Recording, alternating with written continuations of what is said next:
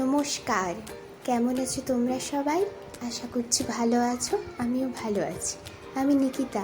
আমার একটি নতুন ব্লগ নিকিতা অ্যান্ড উজ্জ্বল ব্লগে তোমাদের খুব খুব স্বাগত জানাই।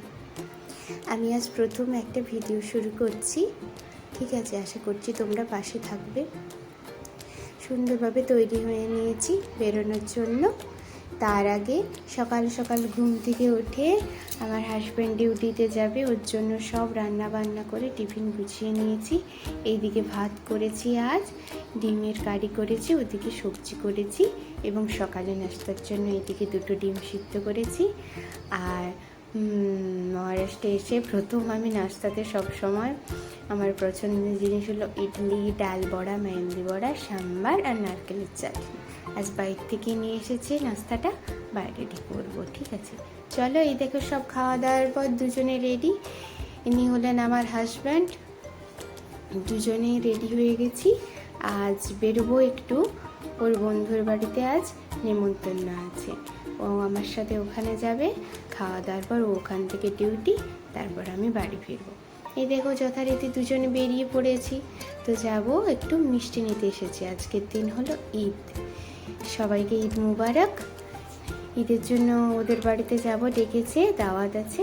তো এখানে মিষ্টি নিচ্ছে, আমরা দুজনে স্টেশনের কাছে এসে গেছি, মিষ্টি নেওয়া হয়ে গেছে। এবার এখান থেকে ওই 4-5 মিনিটের হাঁটা পথ, তাও দেখো না সারিভাবে এখানে অটো আছে, ঠিক আছে? অনেকে ও বললো যে না থাক, চলো দুজনে হেঁটে হেঁটেই চলে যাই, একটুখানি কথা বলতে বলতে। যে এই দেখো ওদের বাড়িতে এসে গেছি। ওদের বাড়িতে মেন সদস্য হলো এই দেখো রিও বিল্লি, একদম মিষ্টি একটা ছোট্ট বিল্লি, জানো তো? ওই দেখো হলুদ হয়ে আছে, শরীরটা ভালো না, জ্বর হয়েছে, ঠিক আছে? ও চুপচাপ আছে, তাও আমার কাছে বললো না। এই দেখো যাদের বাড়িতে এসেছি হলেন ওনার বন্ধুর ওয়াইফ।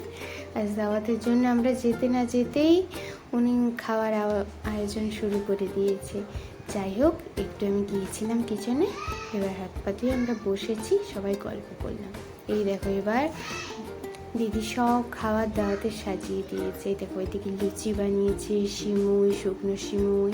এই দেখো আমরা কাজু বরফি নিয়ে গেছি, এদিকে চিকেন হয়েছে, ওদিকে দই বড়া করেছে, ঠিক আছে?